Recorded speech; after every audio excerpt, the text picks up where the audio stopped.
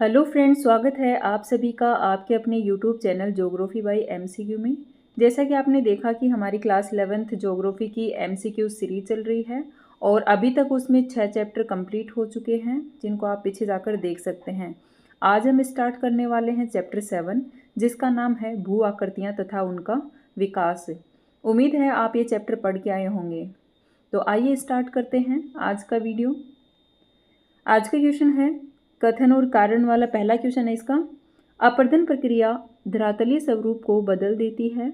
कारण है प्रवाहित जल, हिमनद, वायु आदि भू आकृतिक कारक धरातल का अपरदन करते हैं।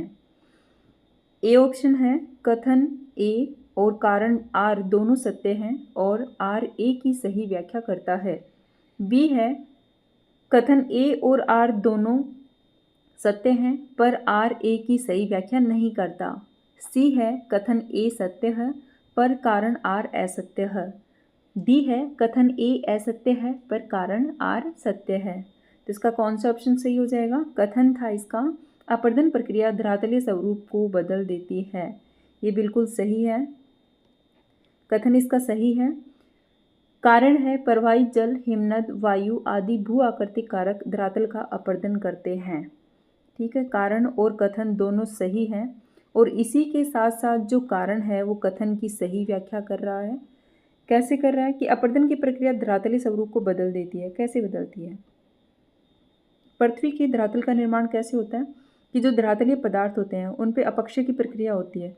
ठीक है, उसके बाद में जो ये भूआकृतिक कारक है, प्रवाहित जल है, हिमनद है, वायु है आदि के द्वारा अपरदन से धरातलीय स्वरूप बदल जाता है। तो अपरदन से और निक्षेपण से दोनों से धरातलीय स्वरूप बदलता है। तो इसका ऑप्शन ए सही हो जाएगा। कथन ए और कारण आर दोनों सत्य हैं और ए आर ए की सही व्याख्या करता है।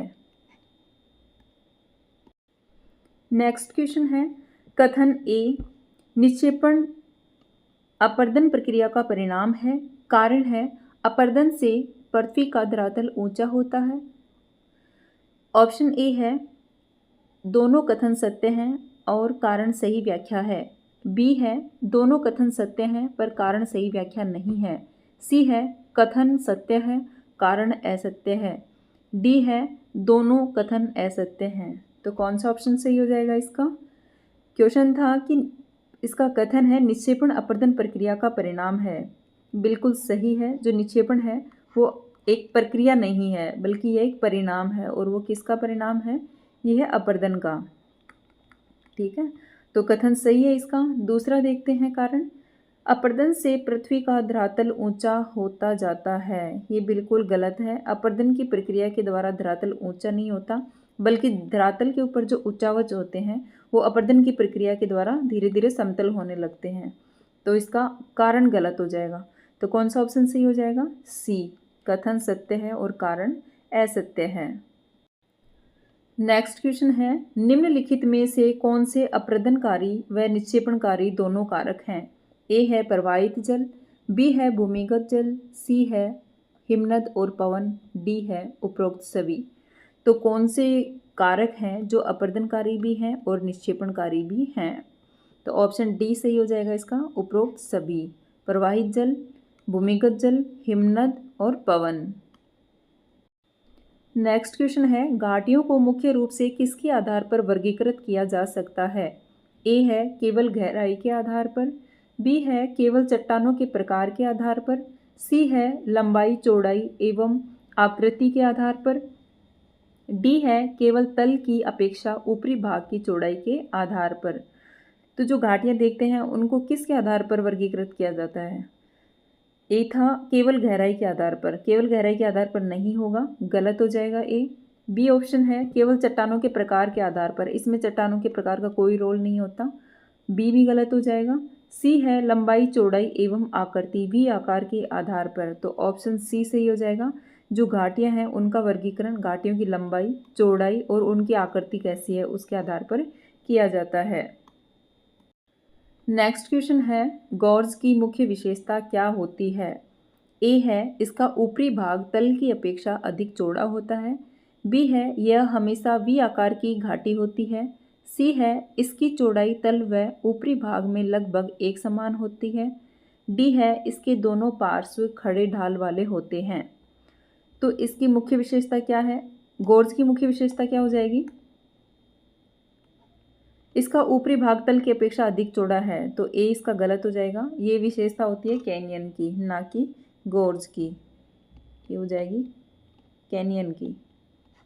ठीक है। बी है यह हमेशा वी आकार की घाटी में होते हैं, तो ऑप्शन बी गलत हो जाएगा। ये हमेशा वी आकार की घाटी में नहीं होते। सी है इसकी चौड़ाई तल व ऊपरी भाग में लगभग एक समान होती है, तो ऑप्शन सी सही हो जाएगा इसका।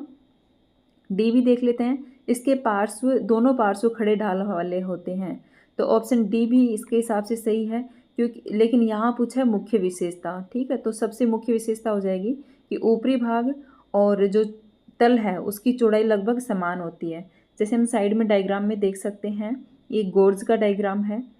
जैसे ये गोर्ज है तो इसका ऊपरी भाग और जो तल है उसकी लगभग चौड़ाई कैसी है, हम इस डायग्राम में देख पा रहे हैं कि इनकी चौड़ाई लगभग समान है। और जो ढाल हैं इनके तीव्र और खड़े ढाल होते हैं गोर्ज के। ठीक है, आई होप आपको डायग्राम में देख के ये अच्छे से समझ में आ गया होगा कि गोर्ज क्या है और किस टाइप के दिखते हैं। नेक्स्ट क्वेश्चन है, कैनियन के निर्माण के लिए कौन सी चट्टानें मुख्य रूप से जिम्मेदार हैं? ए है केवल आग्नेय चट्टानें, बी है कायंत्री चट्टानें, सी है अवसादी चट्टानें, डी है कठोर चट्टानें। ठीक है, तो हमने पीछे देखा गोर्ज, और गोर्ज का ही एक दूसरा रूप होता है कैनियन, लेकिन इसका थोड़ा सा चेंज होता है कि जैसे गोर्ज की ऊपर ऊंचाई ऊपर से नीचे तक कैसी होती है, लगभग समान होती है। ठीक है, और कैनियन में क्या हो जाएगा कि ऊपर हल्का सा चौड़ा होता है और तली इसकी थोड़ी सी कम चौड़ी होती है ऊपर की बजाय। ठीक है, तो ये होता है कैनियन। और ये किस वजह से कैनियन बनता है? कैनियन बनता है, ऐसे ही कैनियन हो गया। कैनियन का निर्माण ऊपर से इसका जो ऊपरी भाग है वो अधिक चौड़ा क्यों हो जाता है? क्योंकि यहाँ पे अवसादी चट्टानें होती हैं, तो अवसादी चट्टानें होंगी तो नदी के द्वारा प्रवाहित जल के द्वारा कटाव अधिक होगा, जिससे क्या हो जाएगा, ये नीचे इसकी घाटी में से ये कम सकरा हो जाएगा और ऊपर ये थोड़ा चौड़ा हो जाएगा। ठीक है, तो ये किस वजह से कैनियन बनता है? क्योंकि यहाँ पे अवसादी चट्टानें होती हैं जो जल्दी अपरदित होती हैं, तो ऑप्शन इसका सी सही हो जाएगा। अवसादी चट्टानों के कारण कैनियन का निर्माण होता है। नेक्स्ट क्वेश्चन है, कैनियन गोर्ज से किस प्रकार भिन्न होता है?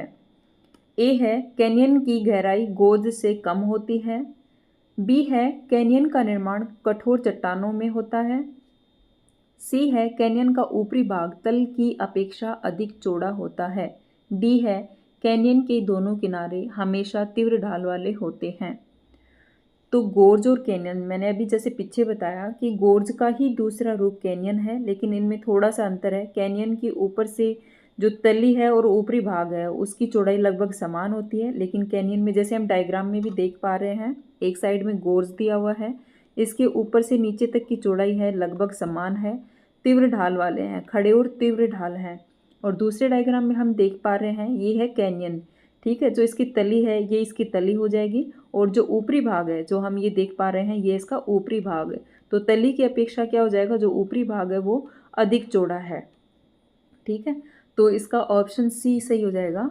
कैनियन का ऊपरी भाग तल की अपेक्षा अधिक चौड़ा है।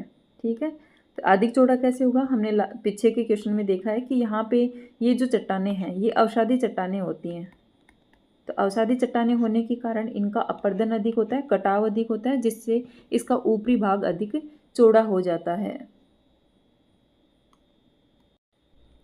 कोलोरेडो नदी पे एक कैनियन का नाम तो सुना होगा, विश्व प्रसिद्ध कैनियन है, वो है ग्रैंड कैनियन।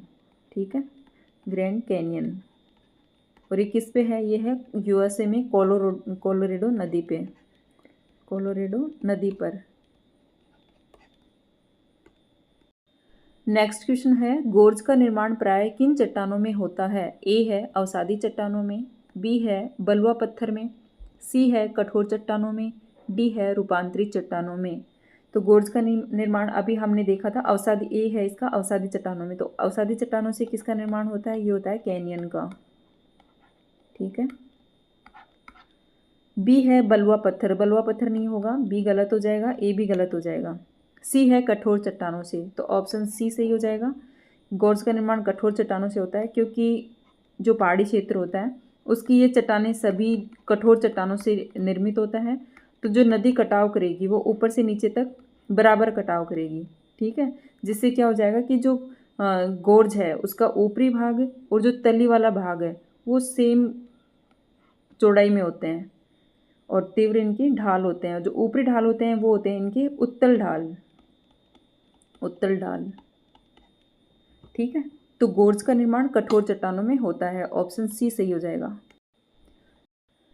नेक्स्ट क्वेश्चन है, जलगर्तिका का निर्माण नदी में किस कारण होता है?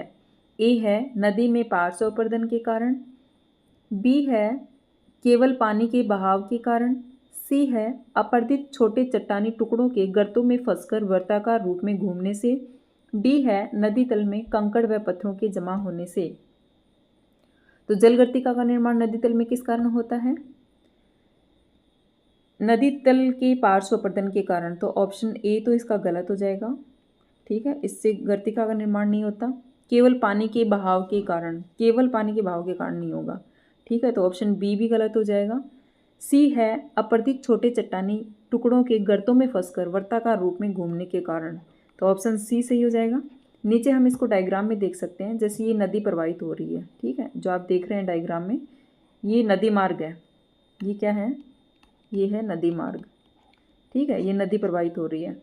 तो क्या होता है कि बीच में जो नदी का पानी है, ठीक है, वैसे भंवर के रूप में गोल गोल घूमने लगता है और इसी के साथ जो नदी के साथ बहाकर लाए हुए अपरदित पदार्थ होते हैं, चट्टानी टुकड़े होते हैं, वो भी पानी के साथ ऐसे गोल गोल इनमें फंसकर घूमने लगते हैं, ठीक है, और ऐसे गर्त का निर्माण करते हैं यहाँ पे, तो उनको कहा जाएगा जलगर्तिका। नेक्स्ट क्वेश्चन है, जलगर्तिकाओं के आकार में वृद्धि क्यों होती है? ए है तापमान में परिवर्तन के कारण, बी है जलगर्तिकाओं में केवल पानी के रुकने से, सी है कंकड़ पत्थर व गोलास्मों के एकत्रित होकर प्रवाहित जल के साथ घूमने से, डी है नदी के तटों पर कटाव होने के कारण। तो कौन सा हो जाएगा? जो जलगर्तिकाएं हैं उनके आकार में वृद्धि कैसे होगी? अभी लास्ट के क्वेश्चन में देखा था कि जलगर्तिकाओं का निर्माण कैसे होता है, जैसे ये नदी प्रवाहित हो रही है, ठीक है, इसके साथ जो पानी के भंवर हैं उसके साथ में जो अपरदित चट्टानी टुकड़े होते हैं वो भी ऐसे गोल गोल घूमने लगते हैं। तो इसका जो आकार में वृद्धि कैसी होगी? कंकड़ पत्थर और गोलास्म के एकत्रित होकर, मतलब यहाँ पे बहुत सारे कंकड़ पत्थर एकत्रित हो जाते हैं और वो पानी के साथ ऐसे ऐसे गोल गोल घूमते रहते हैं और अनेक गर्तों का, छोटे छोटे गर्तों का निर्माण करते हैं जिनको जलगर्तिकाएं कहते हैं। तो ऑप्शन इसका सी सही हो जाएगा। कंकड़ पत्थर व गोलास्मों के एकत्रित होकर प्रवाहित जल के साथ घूमने से जलगर्तिकाओं के आकार में वृद्धि होती है। तो आज का वीडियो यहीं समाप्त होता है और बाकी के क्वेश्चन हम आगे की वीडियो में देखेंगे। धन्यवाद।